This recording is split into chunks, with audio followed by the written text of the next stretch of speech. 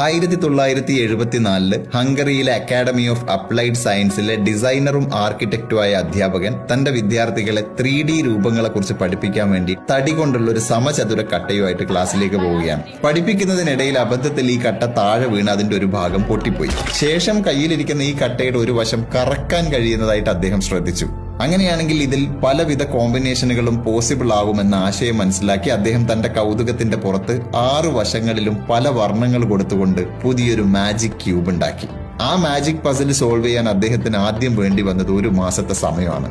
അതിനുശേഷം ഇതിന് സ്വന്തമായി പേറ്റന്റ് എടുത്ത് വ്യാവസായിക അടിസ്ഥാനത്തിൽ വിൽക്കാൻ വേണ്ടി അദ്ദേഹം പല ടോയ് മാനുഫാക്ചറേഴ്സിനെയും സമീപിച്ചു.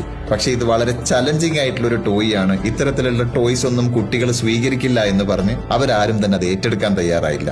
അങ്ങനെ 5 വർഷങ്ങൾക്ക് ശേഷം 1979 ഒരു എക്സിബിഷനിൽ അദ്ദേഹം തന്റെ ഈ മാജിക് ക്യൂബ് അവതരിപ്പിക്കുകയും അത് കണ്ട് ഇഷ്ടപ്പെട്ട ഐഡിയൽ ടോയ്സ് എന്ന ടോയ് നിർമ്മാണ കമ്പനി വ്യാവസായിക അടിസ്ഥാനത്തിൽ ഇത് നിർമ്മിക്കാനുള്ള കരാറിൽ ഒപ്പുവെക്കുകയും ചെയ്തു. അതുമാത്രമല്ല, ഇത് കണ്ടുപിടിച്ച ഏണോ റൂബിക് എന്ന ആ അധ്യാപകന്റെ പേര് തന്നെ അവർ ആ കളിപ്പാട്ടത്തിന് നൽകുകയും ചെയ്തു, റൂബിക്സ് ക്യൂബ്.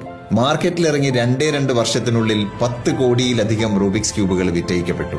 4,30,000 കോടി കോമ്പിനേഷൻസ് സാധ്യമായ ആ പസിൽ കുട്ടികളും മുതിർന്നവരും ഒരുപോലെ ഏറ്റെടുത്തു. അധികം വൈകാതെ റൂബിക്സ് ക്യൂബ് സോൾവിംഗിൽ ലോക ചാമ്പ്യൻഷിപ്പുകളും ആരംഭിച്ചു. 1982 നടന്ന ആദ്യ ചാമ്പ്യൻഷിപ്പിൽ 22.95 സെക്കൻഡ്സിൽ ഈ മാജിക് പസിൽ സോൾവ് ചെയ്തുകൊണ്ട് അമേരിക്കക്കാരനായ മിൻ തായ് വിന്നറായി.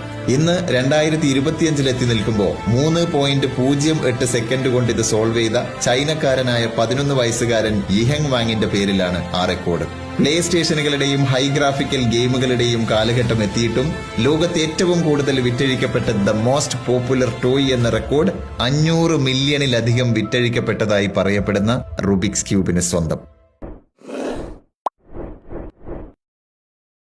സൂപ്പർ ഹിറ്റ്സ് റെഡ് FM കേൾക്കൂ കേട്ടുകൊണ്ടേയിരിക്കൂ.